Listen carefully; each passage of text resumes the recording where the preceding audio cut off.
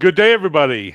Today, we're tackling a problem that's not just about individual businesses, it's about economic competitiveness and prosperity for all businesses, especially for those in small and mid sized businesses, because when stacked against large enterprise, they have equal requirements but lack equal resources. When SMBs can't demonstrate cyber risk management or cyber resilience, they lose contracts to competitors. When they suffer breaches, the ripple effects impact jobs, revenue, and their reputation as a reliable partner. Those create economic ripple effects for the state as well.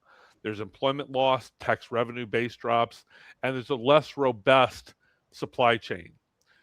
When SMBs can't prove their cyber risk posture, they can't qualify for competitive cyber insurance premiums, and they're operating in unacceptable risk for underwriters. These higher costs of doing business create a situation where the SMBs in their marketplace become less price competitive. I'm pleased to have our guests here today who all happen to be from the great state of Texas, as perhaps some of you watching today may be. What we're discussing directly addresses the challenges my guests in their domains and for economic development, business resilience, and insurability. I'm Sean Mahoney, Vice President at NetSwitch. We've developed an open source platform called Unity Risk Indicator that addresses exactly these challenges. But rather than me pitching it, I've brought together these three experts who work with small, medium, and large organizations every single day to discuss real problems that they face for cyber risk management. Please allow me to introduce our panelist, Stephen Volbrecht, former state risk manager for Texas. He's an attorney and military judge advocate. Stephen knows the regulatory and legal landscape inside and out and has many connections within government and businesses throughout the state of Texas. David Williams, a supply chain risk management expert and third party oversight expert. He sees what happens when your customers audit you. Because he's a CPA, he understands the process of your customers and how they evaluate you as a vendor. That means he can speak to what actually works in practice. David Turner, he's a former CIO who led technology, strategy, and cybersecurity for a large enterprise. David now consults with organizations on exactly these challenges and how they can evaluate technical solutions for both large enterprise and small business perspectives. Here's what we're not going to do today. We're not going to overwhelm you with technical jargon. We are going to have an honest conversation about why so many smart executives know they need to address cyber risk, but can't seem to get started. And more importantly, whether practical solutions actually exist. Gentlemen, good morning, good afternoon, good day. Hello, everyone. So let's start with what we call the inaction paralysis. David Williams, you work with organizations on third party risk every day. When you're talking to an executive or a founder of an SMB about their cyber risk posture, what's the most common reason they give why they haven't addressed it yet? Sean, thank you for this opportunity. Welcome to all that are on right now. Uh, Answer the question, Sean. I think it's a combination of things. You know, every organization is different, their leadership. Some of the things I've come across is a common too busy to deal with reality, too busy to that. And then another reason would be, especially from the CFO, a lack of ROI evidence. Give me the ROI. If it's vague or not there, then they tend to back off. And I've talked to David Turner a lot about this too. He's an advocate of, not an advocate, but he states that we're talking to business, it can go over their heads. They don't want to hear it, and it could be because it's too technical, because it's not in their language. It hasn't been expressed that way. Right. Finally, I posted a document last year on, and I got it from a quality group. It's called The Cost of Doing Nothing. And we'll talk a little bit more about that as we move. There's times when you don't want to do anything, but this paralysis, this inactivity that we're seeing can be very risky, very damaging. You know, Oxford had put out some information last year that while executives understand cyber is an important topic and something they need to deal with, 73% don't even know where to start. Right.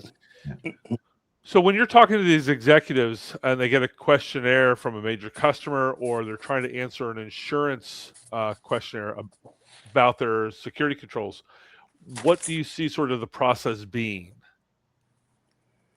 Yeah, they tend to be, it can be guarded information, right? It can be, you need to bring visibility into it, not only within your own organization, but across. If you have obviously third party visibility, communication, and I'm going to bring up something that's going to echo throughout is trust. Really trusting what people are saying, putting that trust in them and the expertise and so forth. Not ignoring that communication, again, can be risky from the standpoint of taking the right initiatives, to not understanding what the next step is. Right. And it can it's a cascading effect that we'll talk about through, especially in procurement, through the RFP process, through supplier, inventory replenishment, strategic sourcing, contract management, and so forth. It can be very, very disruptive. Do they seem to hand it down to somebody else underneath them to complete the questionnaire because they don't have time to deal with it? Right. That's true. They're too busy to handle it, or they don't understand it. So they kick the can down the road. It just keeps going. Right. So, David Turner, you've sat in the decision-making chair for large enterprise, and now you're working with smaller organizations. How's the cyber risk challenge different for an SMB compared to a large enterprise that may have a dedicated security and budget? Yeah, sure. Again, thanks for the question. Just to kind of touch a little bit upon what Mr. Williams was saying. Many of the smaller organizations, I look at it as a capability challenge versus a larger organization where sometimes it's a complexity challenge. So the larger organizations, you have to navigate, division of labor, multiple layers of the organization, while oftentimes smaller organizations struggle. You reference, just filling out information for your cyber renewal or those kind of things. And that often causes problems just because sometimes they don't have the expertise in-house. Not only are they not aware of what's being gathered, sometimes they struggle just to collect the information. The smaller businesses still fall within many of the compliance requirements, but it's the capability to try to understand, collect, and have access to some of that information that's required. Right. And that presents the challenges from a daily operational standpoint as well. With the less, smaller dollars, smaller budgets, less staff, sometimes, not always, less experience. The division of labor, sometimes, people are performing multiple roles or wearing multiple hats, and that creates that challenge. Although the attack surfaces are sometimes the same as some of the bigger businesses. So it's really the challenge, and that's some of the guidance as I work with smaller businesses to help educate from that standpoint, to learn really about what the obligation is, not only for your consumers or your customer base, but also to protect the welfare of the business as well. Right. But it's very much a capability challenge in many cases. So when you were there helping to evaluate the third-party risk from your vendor's perspective, when you were looking at a smaller organization, what were you looking for in terms of their security posture and alignment to your security posture? I would start with just really gathering what is their level of understanding, and do they understand their obligation? Look at things like policies, if they have written policies, very important. Understanding if they have a DR plan, to make sure it's well documented. Understanding if they're collecting information around what is current events or alerts that are going on, and are they monitoring their environment. Another thing always, and particularly it's true in small businesses, but it also holds true for larger organizations too, is shadow IT, and what is the risk posed by shadow IT as well. So there's a whole host of things, but for smaller businesses, it's just, trying to collect, trying to understand, and that's where it's so important for kind of events like this and us to evangelize the importance of cybersecurity and third-party risk management. Right. Oh, Sean, before we move, I want to just summarize briefly about this inaction. Incomplete knowledge usually is delayed decision making. But I get a newsletter each week. It's called Leading with Questions. I'm going to read it briefly. I think it hits the heart of it. In uncertain conditions, leaders need questions that expand perspective, generate new insight, and spark creativity. The right questions don't just help avoid missteps, they open new paths. So a lot of this is not understanding, not trusting, not asking the right question. Right. They don't even know what they don't know. They don't know the question Yeah, to ask oftentimes, which exactly. is why they rely upon trusted partners or consultants or advisors to give them the right questions to help frame it in the context they need to ask. Yeah. Good information there, David Williams. Stephen, you were a risk manager for the state of Texas. From a regulatory and legal standpoint, has the landscape changed for SMBs, and how are they under more pressure today than they were, say, 5 or 10 years ago? Okay. Yeah, no, that's an exceptional question. Well, I'll tell you, Sean, since you outed me as a recovering attorney, I have to do a standard disclaimer first. This is not legal advice. I got to do that. No, this does not constitute legal advice. My disclaimer is being a lawyer, I got to do that quick disclosure. And, anything that I say today, that's my own opinion. It no way represents an endorsement or reflects agreement. Typically, what I think is not.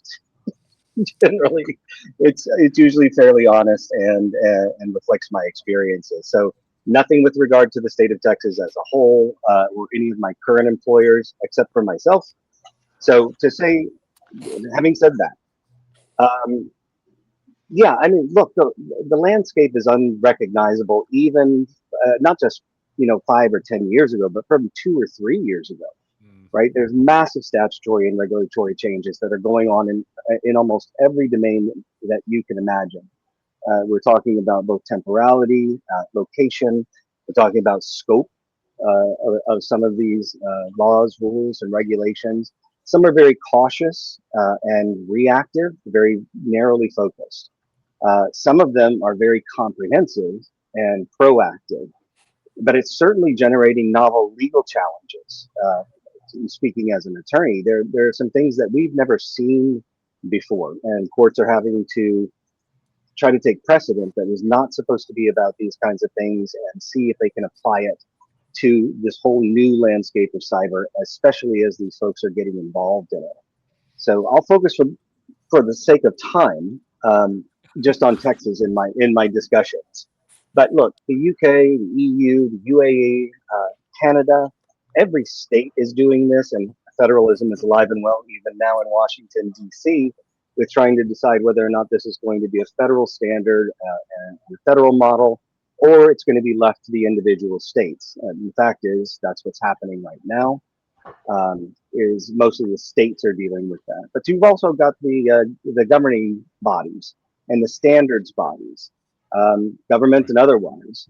And it could get, just like Mr. Turner said, very, very complex, but there is work being done to kind of figure out how we're going to get those things together.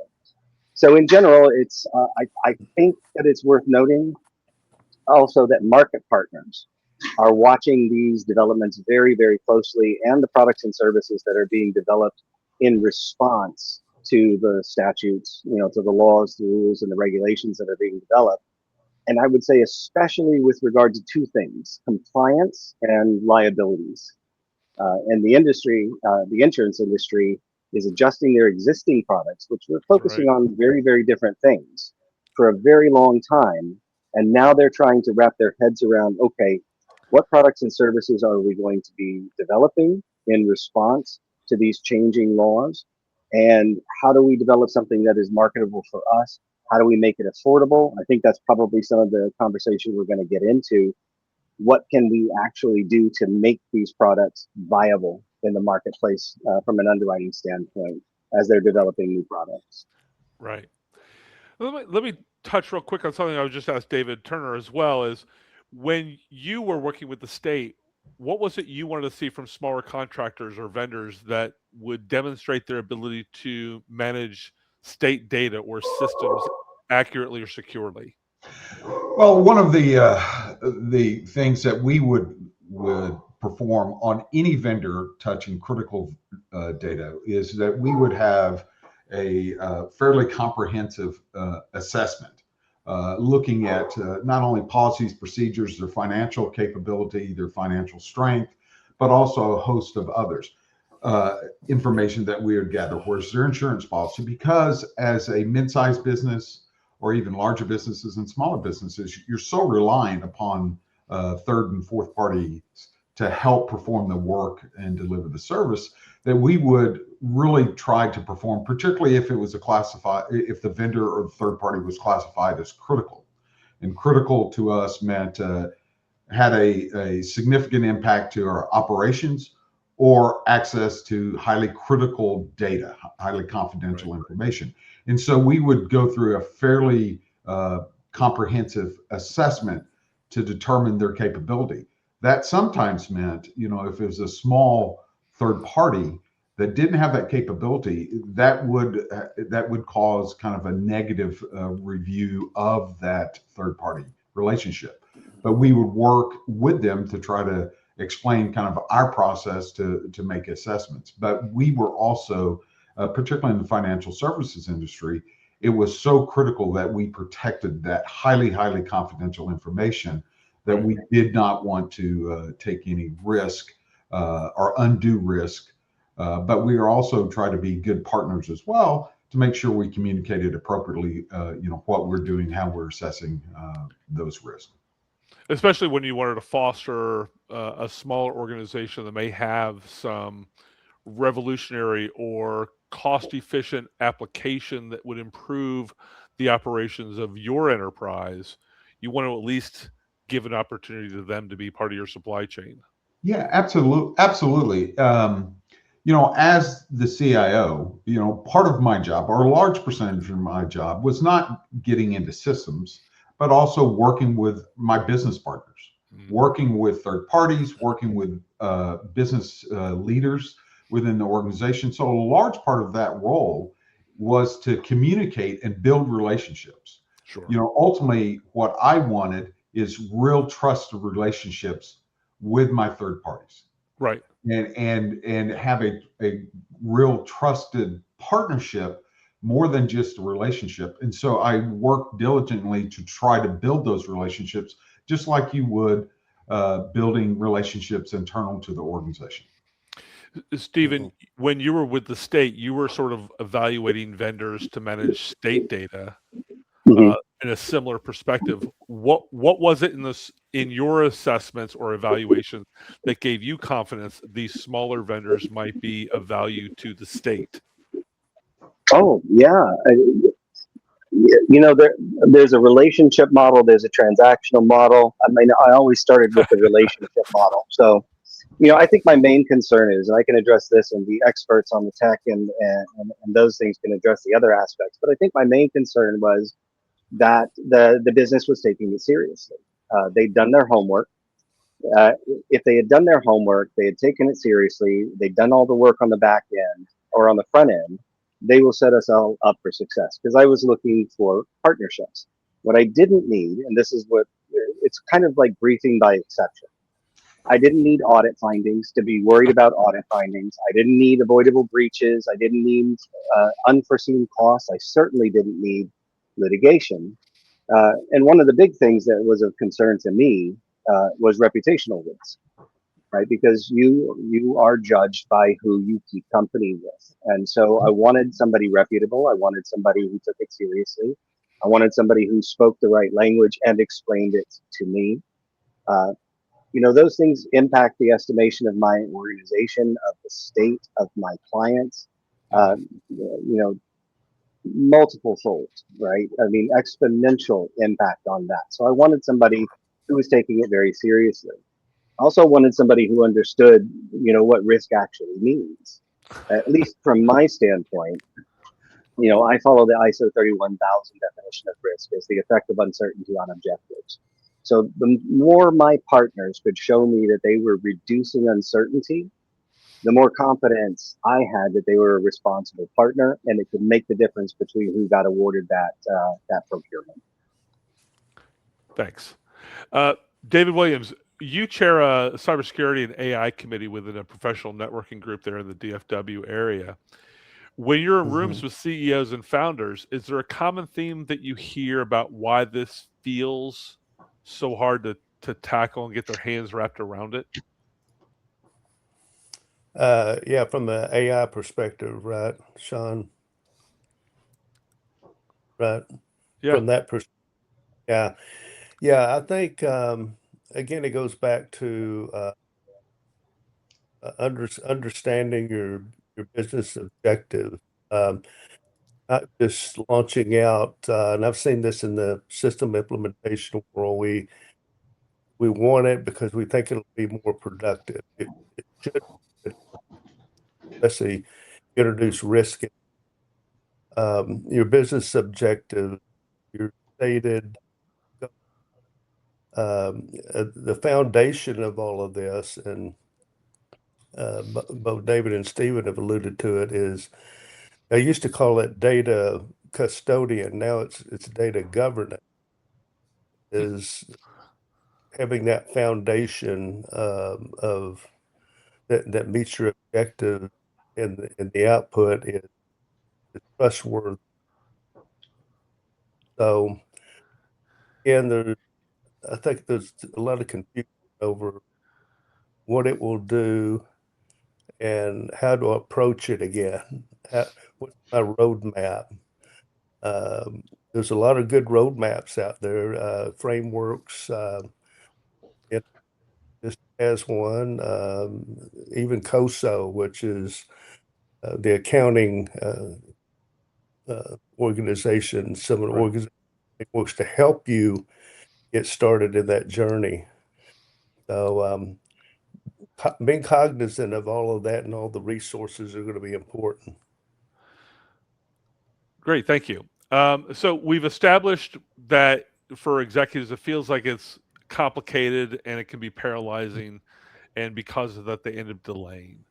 Meanwhile, customers and insurers and regulators are asking more questions, harder questions that are difficult for executives to answer, or even just for organizations to answer effectively. So let's talk about what happens when the cycle continues. David Turner, in your consulting work with one of the big fours, you were doing M&A due diligence.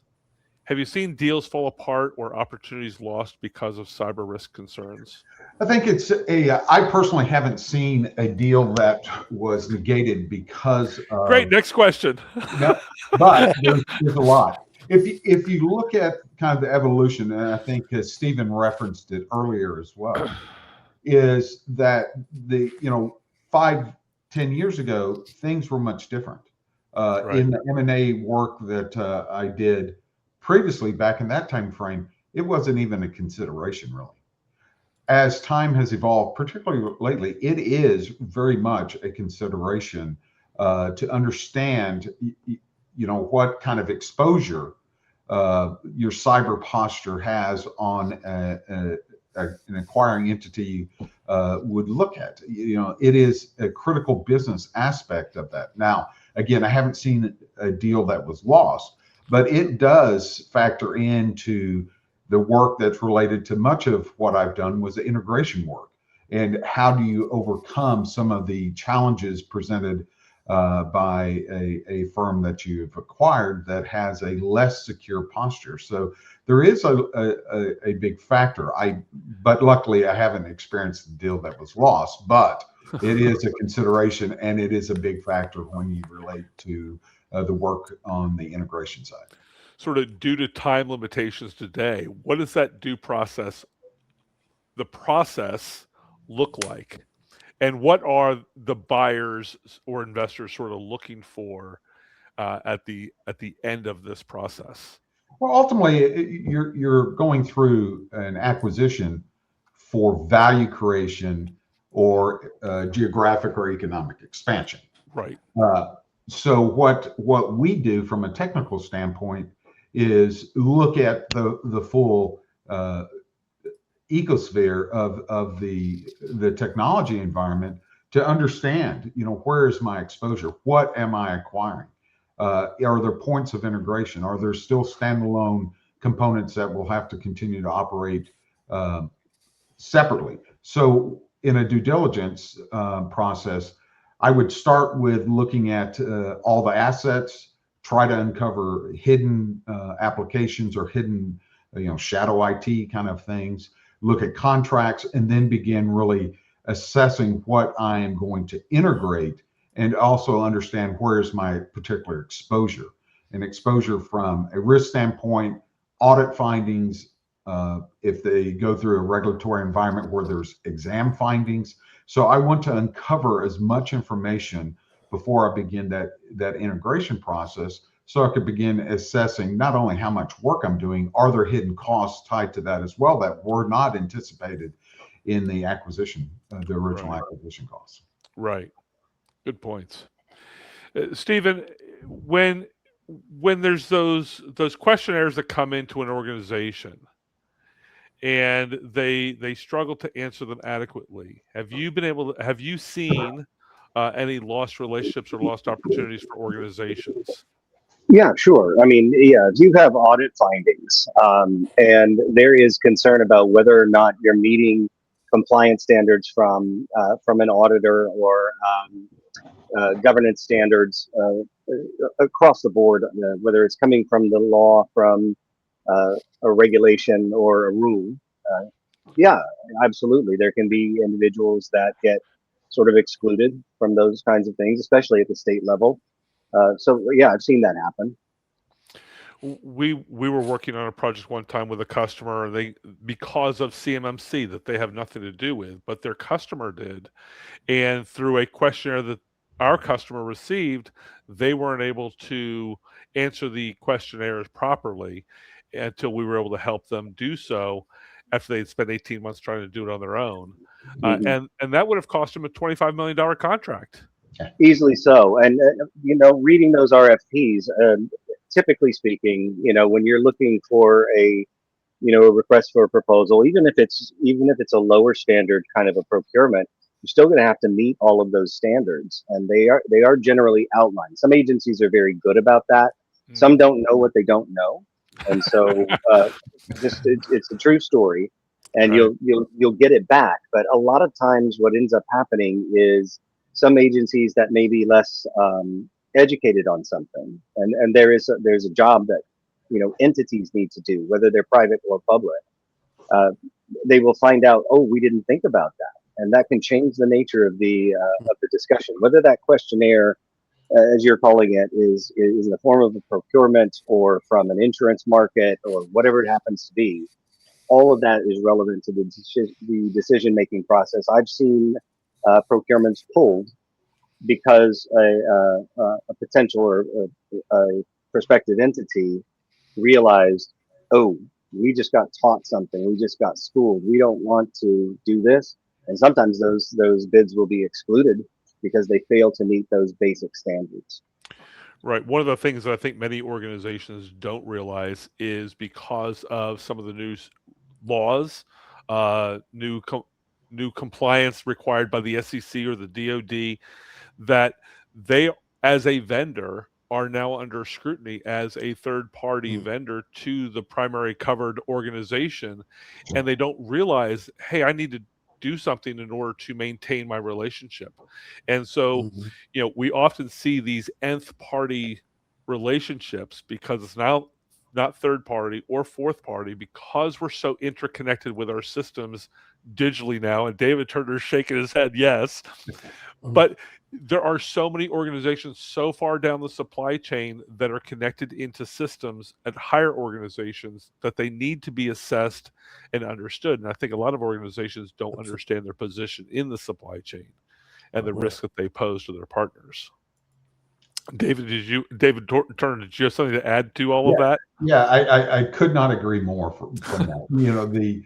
The third party and then ultimately the nth party risk, fourth, fifth, whatever the case might be, is so critical to how we're interconnected. And I think that description is perfect for that. It is so critical to understand not just who you're contracting directly with, but also who they have contracted, because that gives the exposure to your organization. And we Stephen mentioned reputational risks. There's a host of risk classifications that you're exposed potentially from some third party or some party that you have no idea and you have no direct relationship with. So it's really, really critical to start making those kind of assessments, even for smaller organizations as well.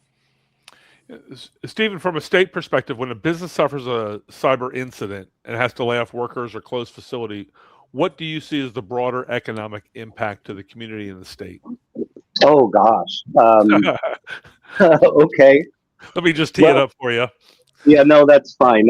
Considering I'm recently retired and moving into the private sector, I'll tell you this. So from a private sector perspective, right, you're looking at economic viability, right? This applies to public as well, but it's economic viability for the individual company. But from a state perspective, it's at a much larger scale, right? It's attracting companies to the larger state economy to allow for continued economic growth of the state, right? And that's in support of the country as a whole. Of course, we have this friendly rivalry between states and everything like that, but overall, it helps the country to grow. Specifically for the public sector, which is what I'm coming off of for over 2 decades, you're talking about something a little bit different, right? It's not revenue. It's the provision of essential services to the citizens of the state, the citizens of the country. So and in that, you're maintaining public confidence. So government's job is to maintain that public confidence. A private sector opportunity is really about generating revenue and growth and moving forward in the evolution of what we're developing. But either way, the bottom line is one thing to me. It's about continuity, establishing confidence, either in your in the clientele that you're serving for profit, or for citizens who are depending on your services as a government. So either way, both of those things drive economic development. When you get these kinds of incidents, right, there's a lot of distrust and a lot of failure to invest, failure to believe, failure to use those services, and that kind of starts to break things down. So cyber incidents are huge in terms of affecting public confidence. Mm-hmm. David, you implemented cybersecurity frameworks that reduce regulatory findings, especially in the financial services markets. There's a lot of oversight in that industry, isn't there? Yes, there is. What sort of insurance coverage are you seeing right now in cyber? Specifically, how do you see it facing the SMBs? Sure. Again, there's been an evolution of kind of rates and what is required to get insurance, go through the underwriting process. Early in the 2020s, we saw significant increases. I think it's somewhat stabilized, but it's stabilized for a large part because the insurance carriers have kind of strengthened their process in gathering. And so they require a lot more evidence as they do their underwriting. I want to see what's your posture, what's your incidents, provide your policies, provide evidence from your control environment. And so they're much more demanding and require information so they can better underwrite and determine the risk that you present to them as a insurance carrier. What I understand from the industry right now, to your point, is that with the inability to demonstrate those sort of controls of policies, procedures, technical controls implemented properly, MFA throughout, without being able to demonstrate those sort of things, there is an opportunity to get premiums. Somebody out there within the insure-tech industry is willing to take a gamble on somebody, but you're not going to get competitive premiums. You are Right. going to pay for that coverage. And the other thing right now, and Stephen, I think you and I could probably talk about this for hours, is with the current environment, geopolitically, there seems to be, I would imagine there seem to be some people questioning their cyber coverage and any carve outs for acts of war. Any not pulling directly on your string, Stephen, but any observations no, in that I know particular what you're area? doing, Sean. No, don't try to avoid this. I know exactly what you're doing. No, I mean it's not common knowledge, and I'm not divulging anything confidential No. or secret. But of course, everybody stood up a response to what's going on in the world right now, and it's not just the most recent event. It's things that have happened before, things that are going to happen tomorrow. Everyone has to be cognizant of this because the news, the new terrain of warfare is not the on the ground kind of thing. It is Right. completely virtual, and there are multiple ways that these things can be effectuated, and multiple responses to it, which is changing the nature of cyber risk evaluation. Right? It used to be very, very simple. It was a responsive or a reactive model, where essentially what you're going to do is you're going to go out, you're going to do credit reporting, maybe you'll do a bit of forensics, but you're not actively fighting back against an incursion or an intrusion. So that's fundamentally changing, right? And that's what I was talking about in the last 2-3 years. There's more and more, and we'll talk about Trega on the AI side. We'll talk about Cyber Command. I'll just touch on it a little bit later, but yeah, it's fundamentally changing, Sean. Yeah.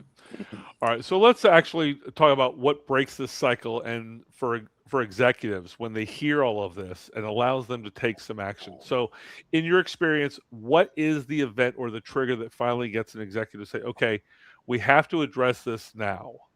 So let's go around to all three. David Williams, what do you sort of see as being the trigger for an executive to say, let's do this now. We got to get it done. Yeah, I think two things, that communication and trust, that communication with phrases and impact that they can understand. What could be the outcome, whether that compliance issue, a threat, whatever. And then, of course, being in the financial arena, the CFOs wanting to know the ROI. And all of us, I think, including you, Sean, can know that the ROI is there. Again, it's being able to express that in terms that make sense to them. No guarantees, but practical, realistic benefits. And it doesn't have to be ROI. It could be, what is the cost of your downtime, of your breach, of your recovering? Do you have a disaster recovery plan? Well, Michelin got hit this last week. Major organizations, reputational risks that we talked about can get people's attention. Right.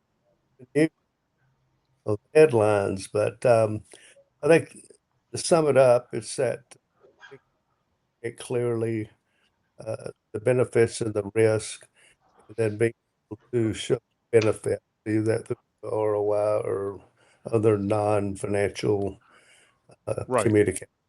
The ROI can be the sales opportunity to make a customer Yes. or to keep a customer, can be the ROI, aside from just the direct ROI of that particular project. Right. Stephen, how about you? Have you seen anything that might be the exact trigger or event that gets an executive to buy in on all this? Yeah, I mean, I would think there were two things that kind of affected me when I was an administrator, right? The first one is compliance, right? You've obviously got rules, regulations, laws to follow, and so you need to change your approach on that. That's going to set a trigger point for compliance. The second part is basically that procurement function, because procurement takes a long time, yeah, especially in government. Right. So for me, it was a procurement function uh, in terms of its operational execution. So it was choosing who to partner with. When you're doing an RFP and the products out there are basically the same, you're looking to see if they're compliant in the first place. But so what I'm looking for is differentiators, right? And those are going to drive action faster. If there's a differentiator between this bid and this bid and this bid, and something gets my attention, right? Internally, as an administrator, this was about my own due diligence, right? Particularly with respect, as I said, to compliance and with obtaining, in my case, the best possible insurance coverages that I could or they could via best practices, and that was getting ahead of the curve, right? Getting ahead of the game. Traeger is a good example of that in Texas, about sort of anticipating changes, as I mentioned earlier. Thanks, Stephen. David Turner, how about you? You worked within a highly regulated organization. And so executives know clearly what their objectives are supposed to be in this area. Sure. But risk tolerances being what they are, have you seen particular things that trigger them to get on board? Sure. One of them is just that regulatory environment that changed. We have TREGA that went into effect this year, but even historically, we fell under the FFIEC, so the Financial Institution Regulatory or Examination Council group. And so those standards changed. Not only that, as we begin modernizing kind of our environment. So if the way you position yourself from a total on-prem environment versus when you start using cloud services, SaaS services. So we had to evolve. It wasn't a particular breach, but it's regulatory, also understanding that our organization had to modernize. So that's where we began working and spending a great deal of effort to really make sure that we change as times change. But currently, a lot of it is just the exposure from AI.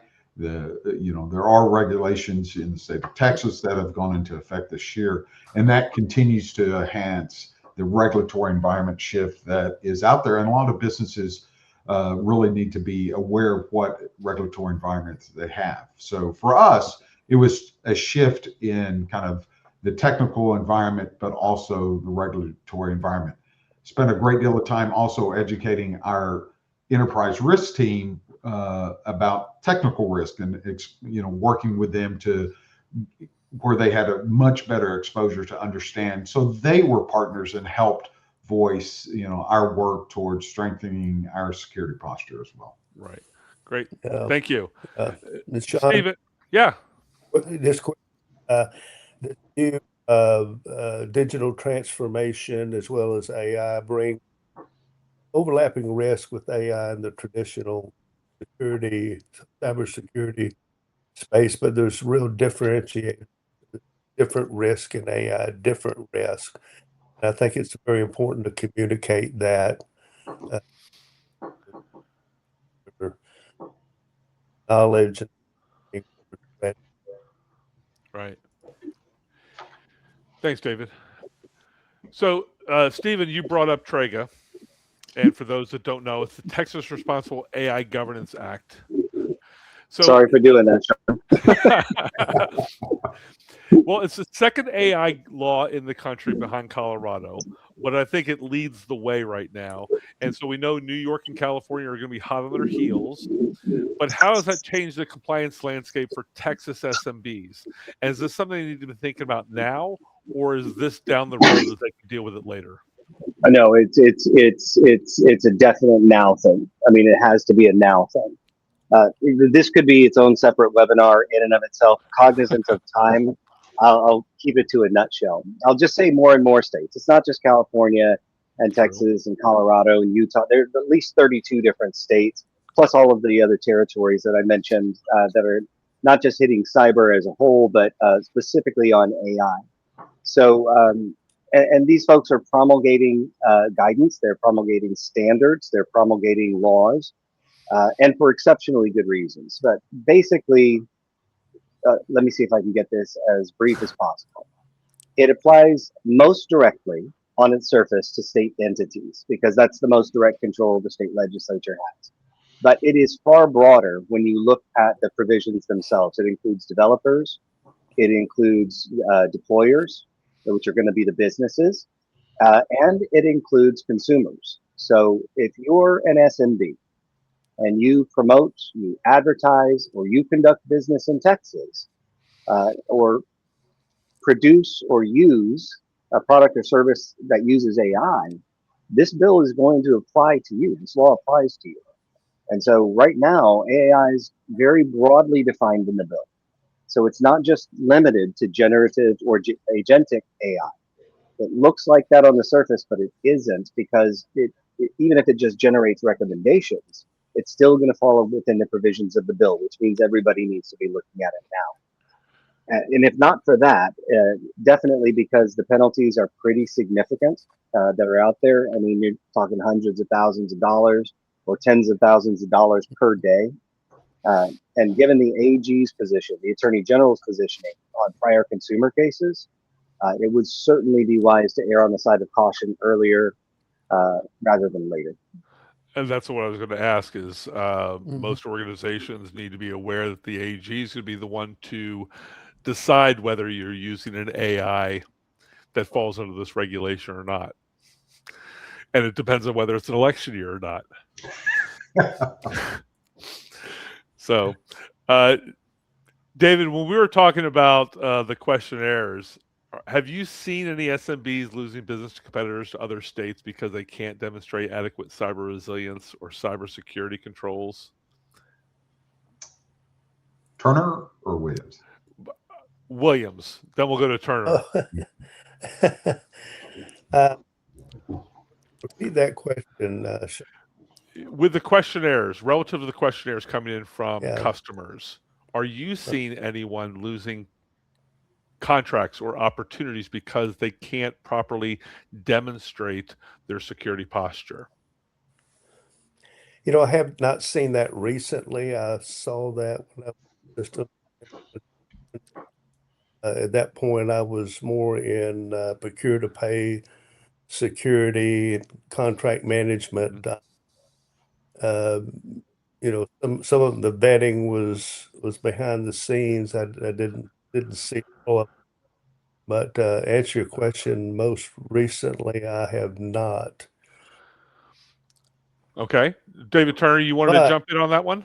Sure. But I understand the repercussions of Sure.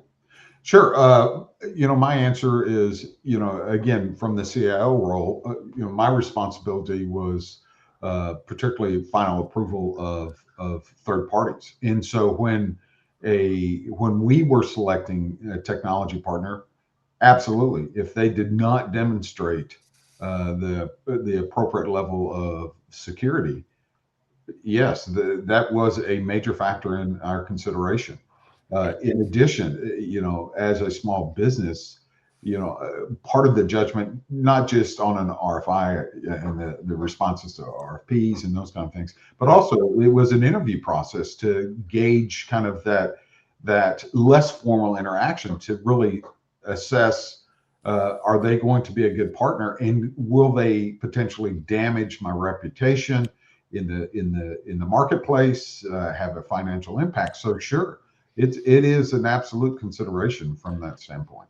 I'd imagine that's a good way to sort of assess the security culture within the organization as well. If you're able to have a conversation, not with the top leadership, but with middle management or the operational people, that they're all saying the same thing, you get a sense that they do have a secure culture. And while they may not meet every single check mark that you expect they at least are aware of it and working towards the destination that they're trying to get to. Yeah, absolutely. Yeah, I think a typical answer, yeah, we got that covered. We're good. But until you do an assessment or help them go through an assessment, you're not going to understand completely. Uh, just one quick thing on vendors and suppliers. Sure. I saw in my practice, who vets the vendor? Sometimes it's accounts payable, sometimes it's procurement.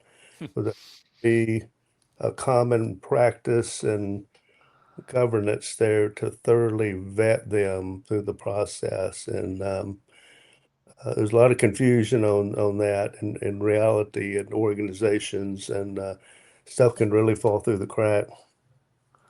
Sure. That's true. So, David Turner, back to you. With you having run larger security for organizations, and now you're advising smaller ones. So, if you're talking to a CEO of 50 to 200 people, no CISO, limited IT budget, limited staffing, what do they actually need versus what vendors are trying to sell them? Sure. Sure. The first thing, and my approach historically as well, so it's not just for the small businesses, but mid-sized firms as well, is find that trusted advisor. We mentioned it earlier in our discussion. That's helpful because you have to really begin to educate yourself to understand. Without a security expert or without expertise in-house with that is one of the very first things is really develop a relationship and find that trusted advisor. It might take you a while, but really work towards that. Educate yourself as well.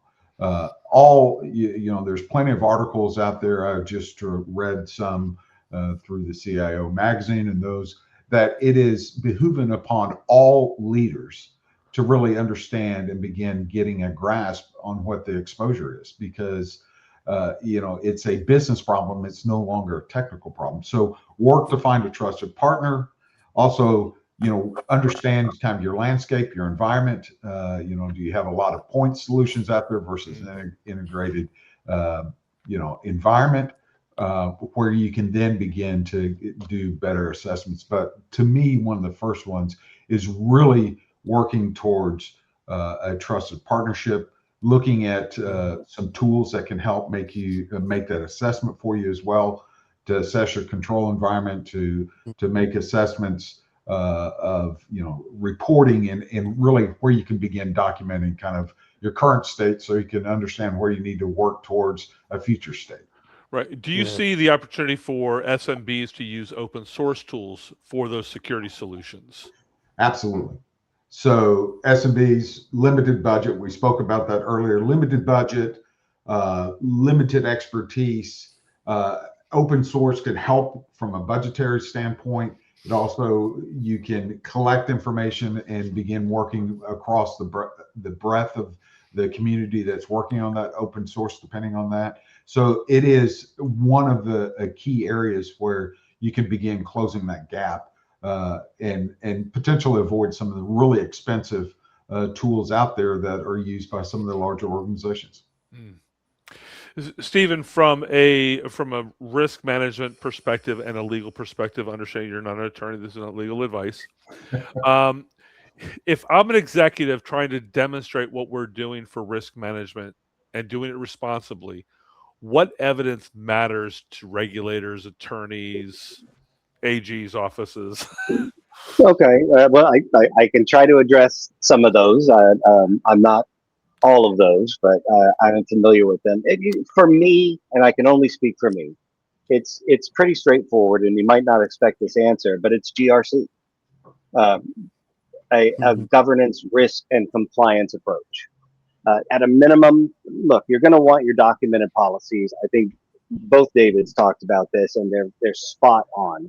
You want documented policies. You want regular assessments. You want risk scoring. You want remediation tracking.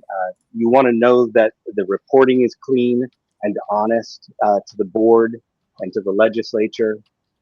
All of those things are massively important, but it all leads to something, in my view, that is sort of our overarching, which is a documented, test, trained, and exercised continuity plan that goes beyond the typical old school response to cyber incidents and to the new development of technology, right?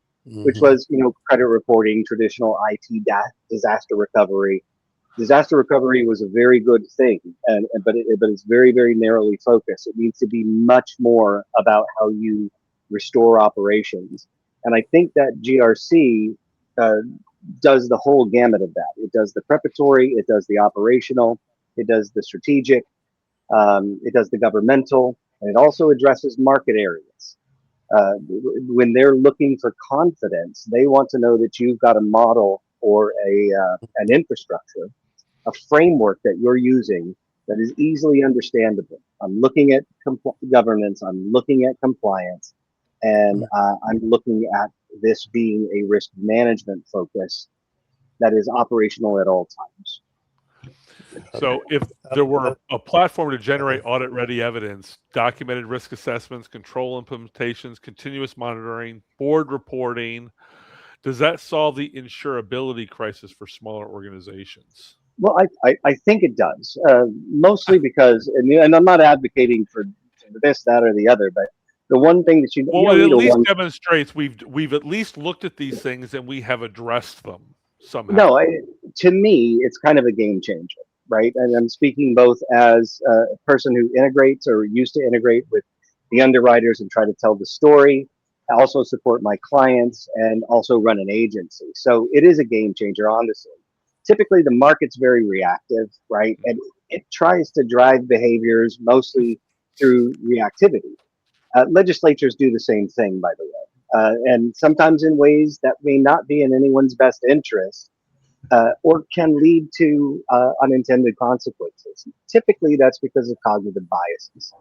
But honestly, when I think you're able to say to the market, let's just say that, for example, when you're able to say to the market, you're going out for insurance, sure, we've got all that you've got on your questionnaires that are focusing on credit reporting and, doing some sort of forensic analysis or whatever it is. And then you say, but we've got one better. It not only differentiates you from them in terms of what they expect. Now you're driving policy, not the policy document, but the behavior. And it also differentiates you with your current clients and your potential clients. Costs actually go down that way because you can generate faith and confidence in what you're providing, because they say, you know what, this is somebody that I can genuinely trust. So their confidence goes up, your rate goes down, you become core book, and you are able to generate a lower bid that makes you more competitive than somebody else who's not doing that work. That's pretty important. That leads to long-term relationships. And that can create stability, it creates sustainability, and it creates value. Yeah, absolutely. And Sean, just to touch on Stephen's point, we spoke about just a few minutes ago about open source. An open source tool would be incorporated and fall under kind of the GRC spectrum as well. So it's going to be governed and monitored as part of your ecosystem as well. So it's going to be evaluated just as any other software brought into the organization, right? Absolutely. Yeah, and that concept that Steve, David, we're talking about GRC, there doesn't need to be confusion over G.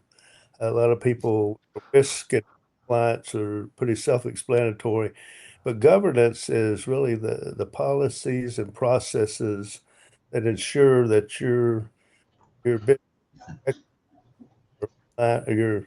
processes and procedures are aligned with your business objectives.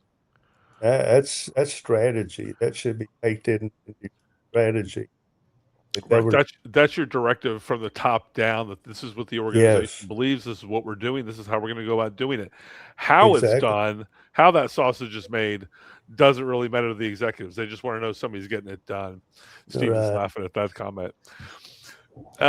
David Turner, if you've done enough reporting to boards and executives, other executives in the C-suite, if we can bring up the dashboard, if you had data visualization to communicate all these things that you were dealing with from a risk perspective, was it do you find it to be easier to communicate that with pictures and graphs, or snapshots of all the security solutions you have running in an environment? 100% visualization tools help, because a lot of times you're communicating to folks that are not well versed in the technology, the terminology, and so visualization is, it really goes a long way to kind of explain to the other leaders, the other executive, the rest of the executive team, as well as the Right. board, and it then is just further enhances kind of the credibility without trying to say, here's the total landscape and all applications I'm using from a security standpoint. Yeah, the visualization goes so far to help folks less versed in the technology landscape and to really understand. And it is really, really critical. I've made the mistake early in my career where someone said, I just want to know what time it is. I don't understand. I don't want to know how the clock is made. And so that has stuck with me. So it's as folks leading this domain, it's really, really important that we, put this in business terms where it's understandable. When the Yeah, C-suite the is fact go ahead, David Williams. the fact that it's real time, right? Information, visual, real time. Right. It can be configured by the organization's IT staff with their data. So, Right. With it being that the C-suite is often in triage, that's their primary focus is triage. They need information they can deal with, and it typically is risk. What's our risk? What's our risk posture? What's our risk management plan? And so I think as we were looking at the data visualization there, that becomes the repository, the single source of truth. And that's our open source Unity, but that becomes your risk register. That becomes your compliance frameworks. That becomes your document repository for all of your compliance frameworks. And then it's the governance directive to the technical controls. This is what we do. This is how we do it. This is where we stand today. So you see both the regulatory compliance objectives being met or not met, and your technical control alignment to the governance controls being met or not met. And I think from your role, from David Turner, in having that conversation with the board of near real-time live telemetry from all of your systems, all of your reporting platforms throughout your organization into one screen probably makes it a lot easier instead of a 30-page PowerPoint presentation of screenshots of dashboards that are probably 30 days old at the point you're doing the presentation. Right. yeah. 100%. Early on, just the story, I used to pull from, I can't tell you how many applications when I did my board reporting. And it was, a little bit here and a little bit here. And so it not only simplifies the presentation to the executive and board, it also reduces the hours and time it takes to actually generate what you're presenting to the board. Because many cases, particularly early on in my career from that standpoint, I would pull bits and pieces from a number of various disparate systems, and that took a lot of time, open to some errors. So Sure. Centralization and the visualization is so powerful. And those were all static snapshots in time, where even with this type of tool, to David Williams' point earlier, what's the ROI? Well, defensibility really becomes your new ROI. Legally defensible to regulators, to auditors. Here's where we are. Here's what's going on in our system. To customer defensibility, if you need to defend your posture in a supply chain, here's what we're doing today. Here's what we look like. Or even to an insurance underwriter, when you need to make a claim, here's where we are. Here's where we've been. Here's our track record over the last number of months. All in a system that's all tied together, that's all singing the same song for the organization in all of its disparate parts to understand what its objectives are and where it meets, at least what level it meets any of those objectives, right? Absolutely. It's part of your metric KPI repository, right? Yeah. So, Stephen Volbrecht, back to you. We were talking about from your role as within the state. How did you see any open source software use or platforms use within the supply chain? Was that a concern of yours, or did you see it as, perhaps they're more diligent about the use of their money? You know, okay. So I'm trying. Always an attorney. Yes, it depends. I know you've heard an attorney say that over and over and over again. Listen, there's a whole gamut of ways to do that. I will say this, that I am relatively or fairly agnostic on this score. I've never thought of open source being any less capable or any less secure. In many ways, I thought that there were pros and cons to going proprietary, to building in-house, or going open source. In a lot of ways, open source is far more nimble than proprietary systems, at least the ones that I've encountered. And in the rapid pace that of change within cyber in particular, I think open source has got some advantages at the moment. So there's been this perception, at least from what I've had, and I don't hold this myself because I was a proponent of open source before I even got into this industry.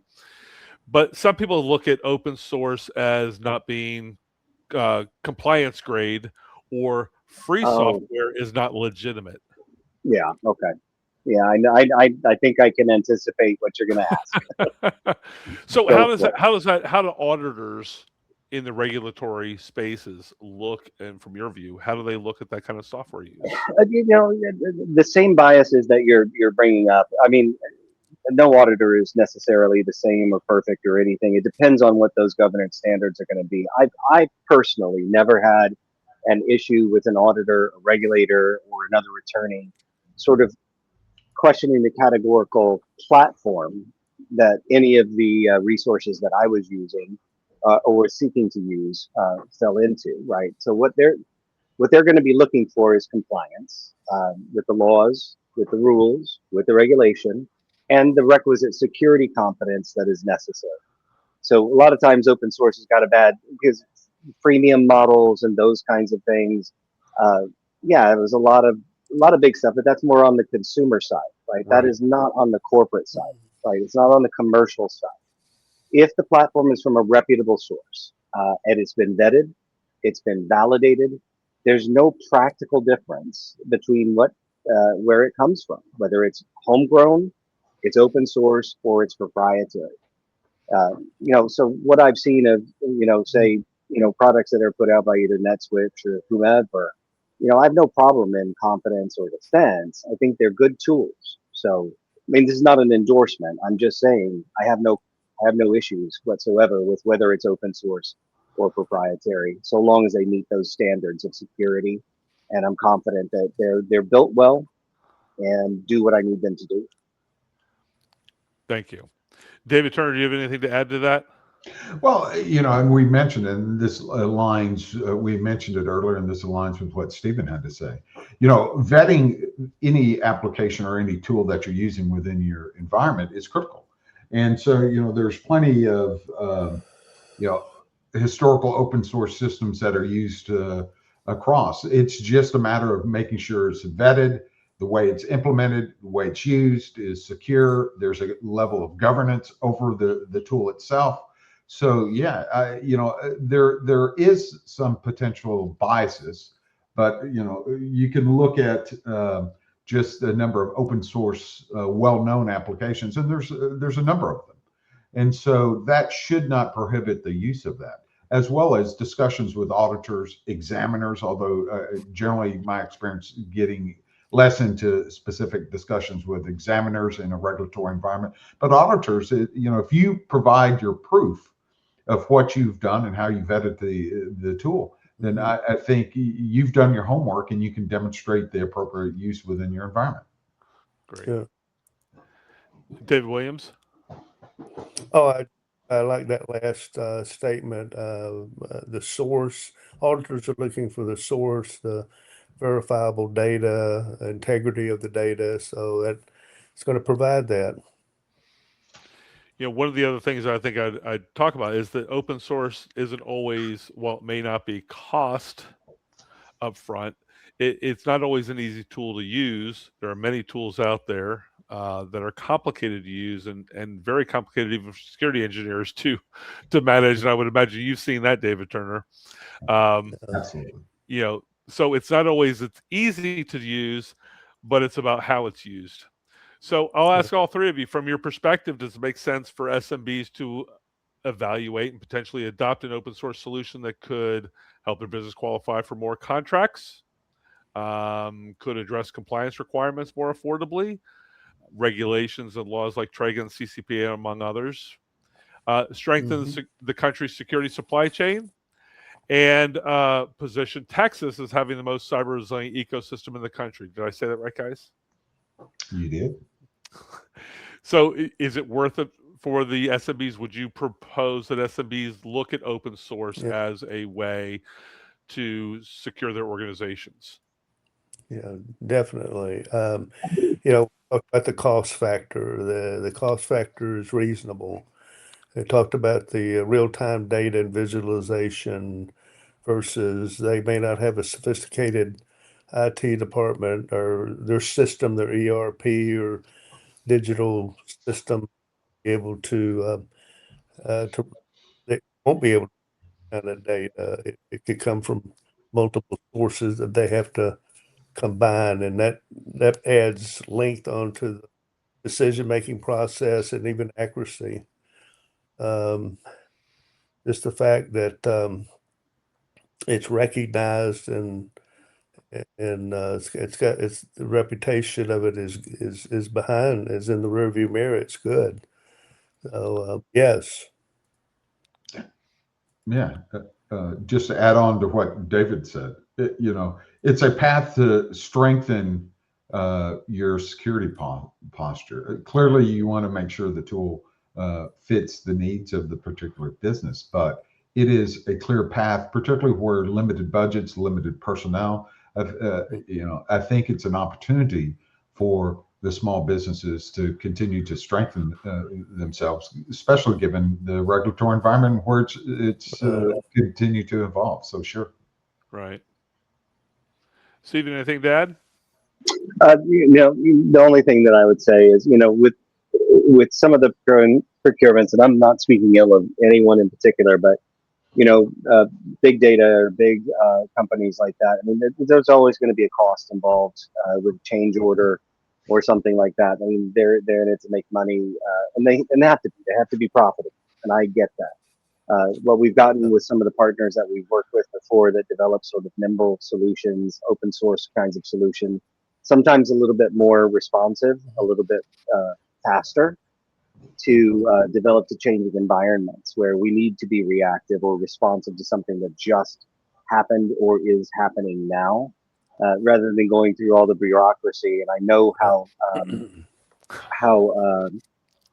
ironic that is for a government employee or a former government employee to squawk about bureaucracy, but sometimes you need to cut the red tape and get something done.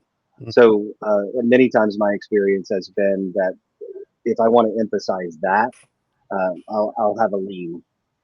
Sure. Yeah. Sean, we have to consider the implementation time of a program too. I'm seeing a lot of GRC software major organizations. I know they have a high price tag, and then you're dealing with how long does it take to implement that, get it up and running. So those are two, not only costs, but implementation and the testing, the proof of what the output is. And Sean, one final comment on this that Stephen reminded me of.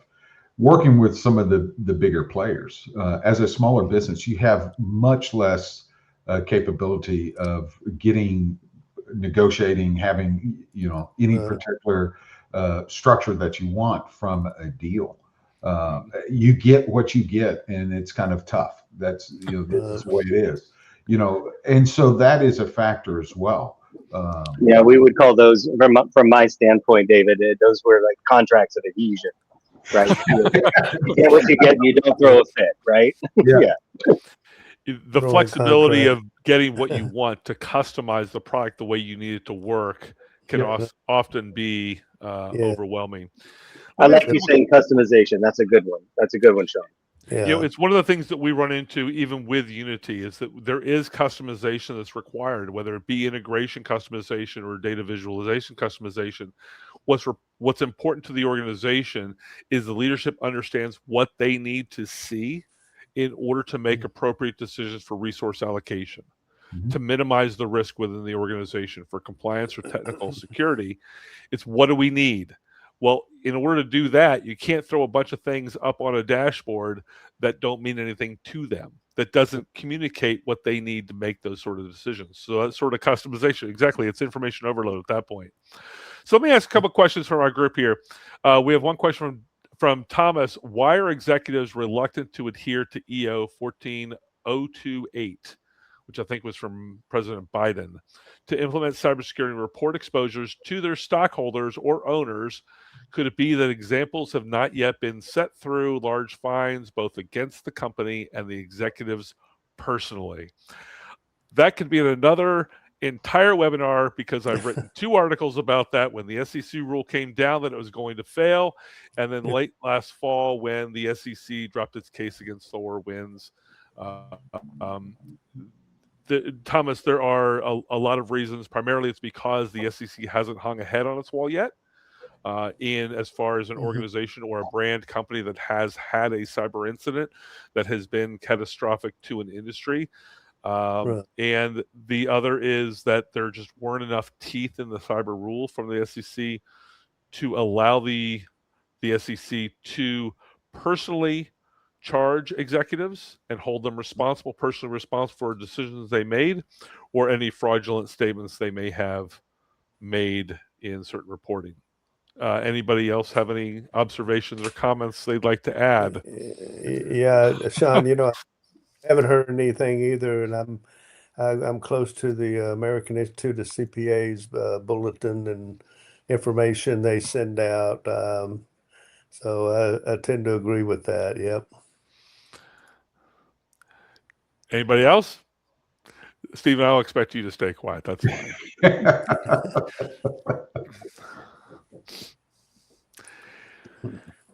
So let me ask one final question to each of you. If there's any one thing you want an executive to take away from today's conversation, what would it be? Stephen? Oh gosh, you got to call on me first, really? Well, yes, I can adjust that.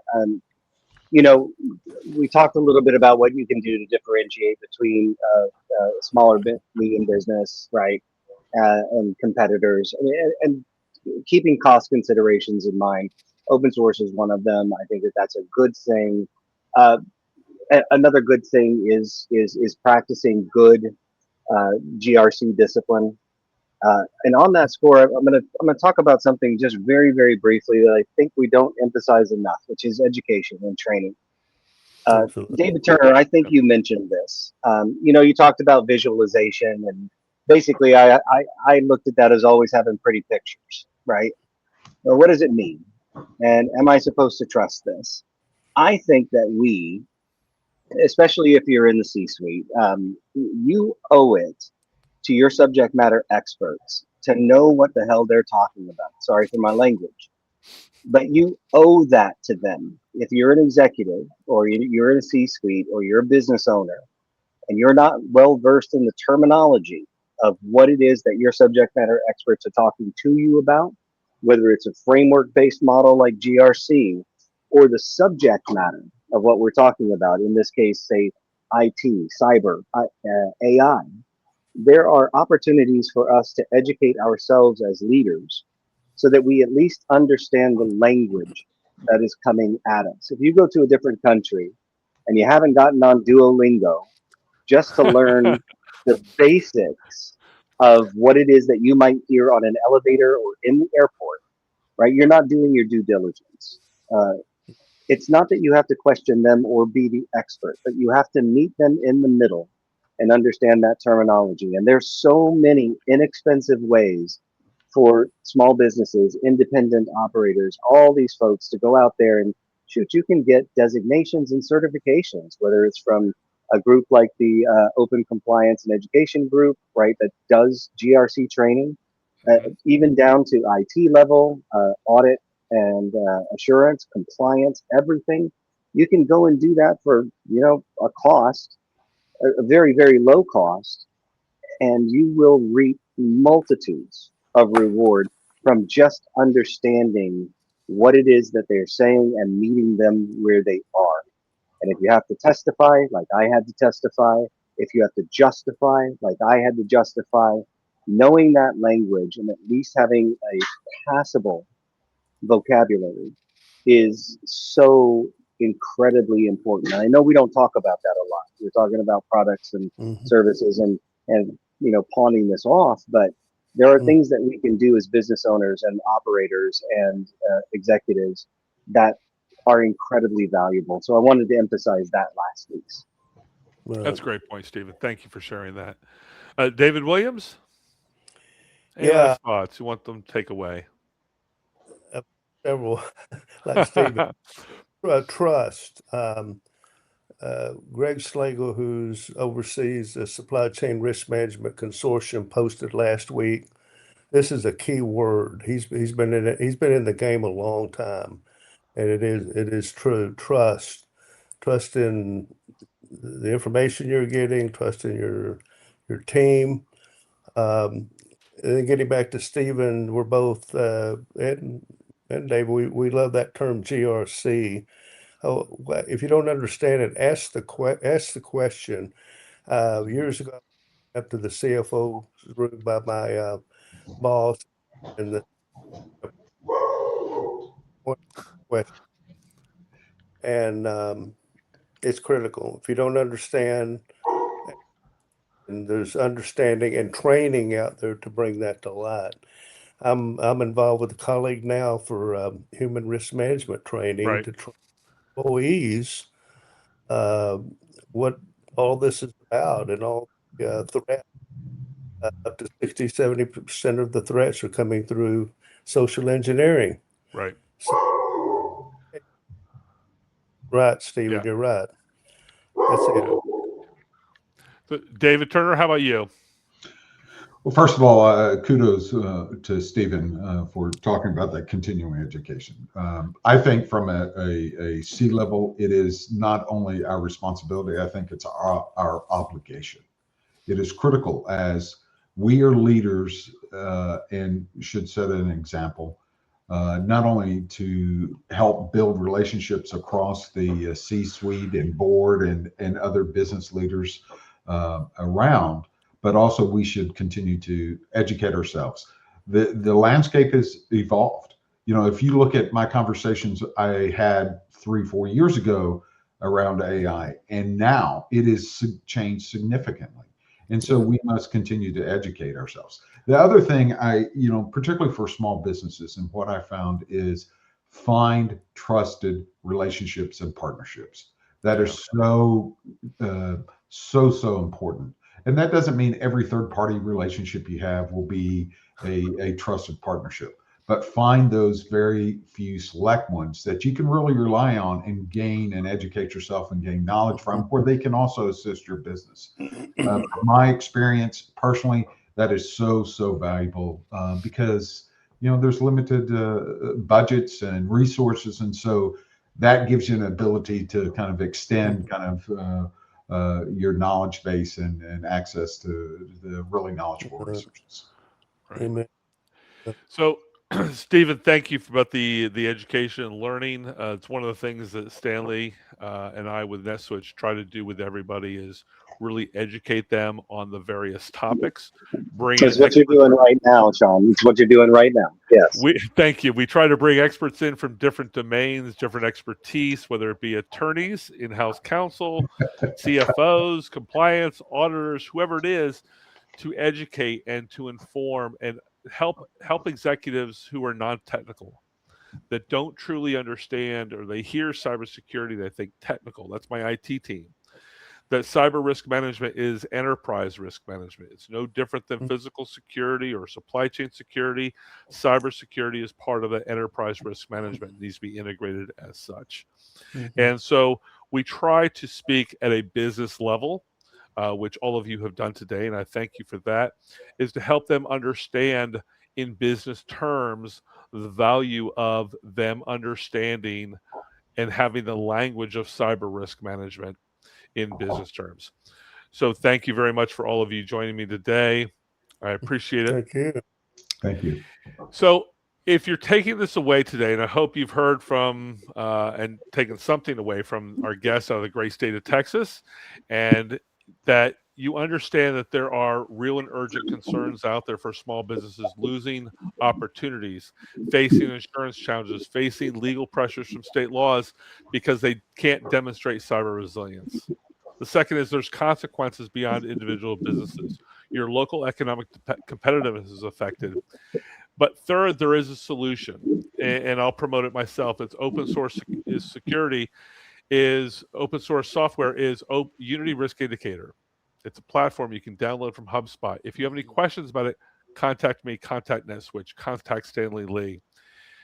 To all of you out there, thank you very much for joining us today. To each of my guests, David Williams, David Turner, and Stephen Volbrecht, thank you. You'll see that David Williams has been using open source and Unity with his clients. David Turner has told you open source meets the technical standards. And Stephen Volbrecht has confirmed that it generates defensible evidence to auditors and regulators. And you heard it from an attorney, so it's legally proof. So this isn't theoretical. It's working today. And don't you twist me. Yes, it's okay. So if you're an executive, you don't have to stay paralyzed. There is a path forward for all of you. So David Williams, thank you. David Turner, thank you. And Stephen Volbrecht, always thank you very much.